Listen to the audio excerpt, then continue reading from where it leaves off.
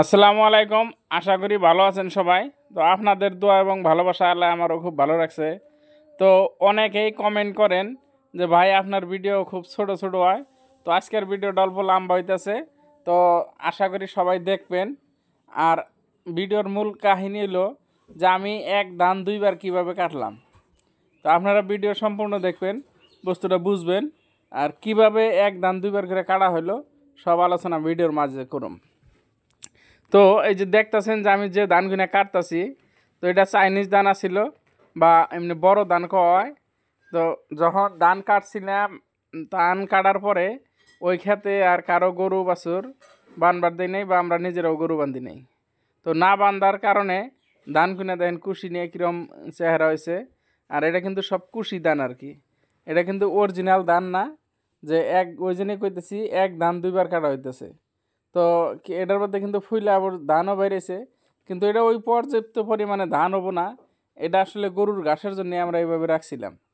তো ইতিমধ্যে বন্যা হয়ে গেছে, মানে আমরা বানপানি কই। তো বানপানি যেভাবে আরম্ভ হয়েছে বান, তো দেখা গেছে যে হয়তো আজকে যদি না কাটি, কি জানি যদি পানি বাইরে জায়গা পানির তলে যাবো গা, তখন কাটা অসুবিধা হয়ে যাব।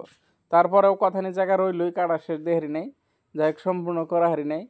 আর যেখানে কাটছি তাতে মোটামুটি 3 দিন ধরেন গড়িয়ে খাই হারবো আর কি। কারণ আবার একবারে বেশি করেও খিলান যায় না, কারণ বেশি করে খাইলে হয়তো, কারণ যেহেতু নানান খাইতেছে বর্তমানে নেপিয়ার ঘাস বা খ্যার, এর মাঝে যদি এগুলা খাই খালি তাহলে অসুবিধা হয়ে যাবে। যাই হোক, ধান এক মুঠ থেকে কাটতেছি, জড়ো করতেছি।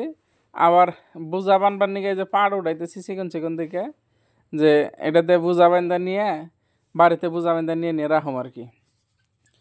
এটাও আসছিল শশা খেত আমার, শশা কাটার পরে পাট বোনা হয়েছিল। তো যাই হোক, পাটটা ওরকম ভালো হয় নাই, কারণ এবার পানি বৃষ্টি আসছিল না, আর এবার পাট সবেরই খারাপ। তারপরেও লাস্ট সিজনে বোনা হয়েছে। যাই হোক, এই যে বুঝা যেটা সিস্টেম বানতাছি, মানে 2টা করে পাট ঘুরিয়ে ঘুরিয়ে দিতেছি। তো ঘুরিয়ে দিয়ে এই বুঝা বানতাছি আর কি। তো ওইভাবে নিয়ে নিয়ে নিয়ে নিয়ে লাহে লাহে লাহে বাড়িতে লোড করতেছি।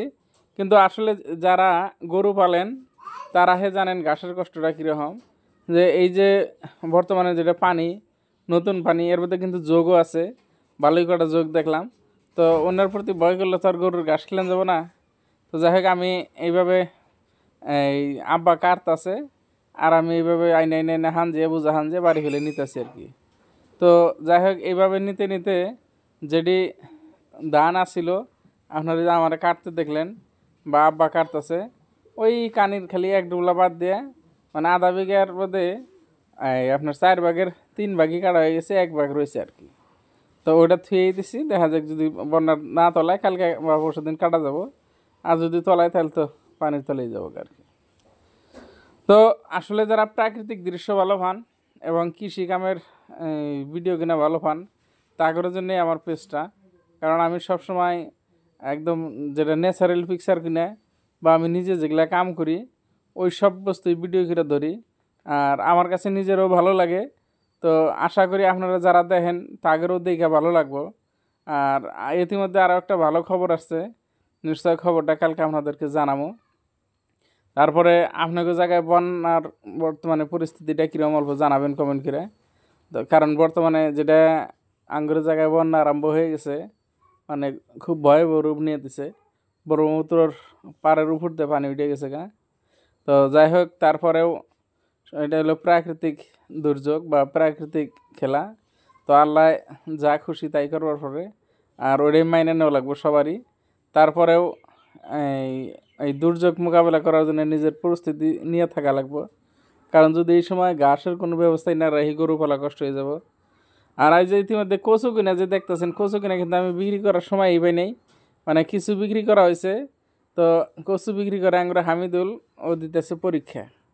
তো পরীক্ষা দেওয়ার জন্য সময় নাই, তো পরীক্ষা দেওয়া শেষ হলে হয়তো লাই লাই কচু কিনা বিক্রি করুম। আর যেটা কচুর যেটা চেহারা বা যেটা সাইজ যদি না হইতো, আরও ব্যবহারের অল্প বেশি দামে নিত, কিন্তু হইয়া পড়ার জন্য অল্প দামটা কম পাইছি, যে কটা বেচছি। আর চেহারাটা অল্প খারাপ হয়েছে, কিন্তু যদি হইয়া না পড়তো এই বান পানিতেও কিছু হইতো না, একদম খাড়া টনটনা থাকতো। তো খাড়া টনটনা থাকলেও বিক্রি করে আরাম পাওয়া যেত। যাই যে ভিডিওটা যে অল্প লং হয়ে গেল, হয়তো বহুজনের এত দূর আহা পর্যন্ত ধৈর্য কুলাইল না নাই। আসলে আমি ভিডিও লং দেই না এরকম, তারপরে বহুত জনে লং হিসাবে দেখবার চাই যে অল্প লং ভিডিও দিয়েন, তো এই জন্য অল্প আজকের ভিডিওটা লং হয়ে গেলো। কিন্তু এই যে একটা বস্তু দেখেন, যেটা বোঝা বান্ধা হইলো, তো এই বোঝার পরিমাণটা বহুত বড় হয়ে গেছে। তো এই বড় হওয়ার পরে আব্বা কয়টা আমি নিয়ে যাই, কারণ এখন পর্যন্ত যদি বার হয় বোঝা বা এই করে আমার নিবার দেন, আব্বা নিজেই নেয়। তো আর আব্বা খুব পরিশ্রম করে। আর আপনারা যারা চিনেন তারা তো জানেন, যারা না চিনেন তারা হয়তো ভিডিওতে দেখেন বহুত সময় যে আব্বা যেটা পরিশ্রম করে সারাদিনে আমি আমার 2-3 দিন বেরো ওখানে হয় না। তো যাই হোক, তারপরেও মানে যা করে বাপ আছে তারা নিশ্চয় ভালো জানেন যে থাকলে কতটুকু সুবিধার অসুবিধা। তো দেখতেছেন ভিডিওর মাঝে। তো যাই হোক, ভিডিওটা কীরম লাগলো নিশ্চয় কমেন্ট করে জানাবেন। আর যার কেউ যদি এখনও নতুন আছেন আমার পেজটা ফলো করে রাখেন। তো এই যে বাড়ির জন্যে ঘাস দেখেন, এটি লোড হয়ে গেল। তো আজকের মতন ঘাস কাটা শেষ, আগামীকাল আবার নতুন কিছু নিয়ে আসুন। সবাই অনেক অনেক ধন্যবাদ ভিডিওটা শেষ পর্যন্ত দেখার জন্য।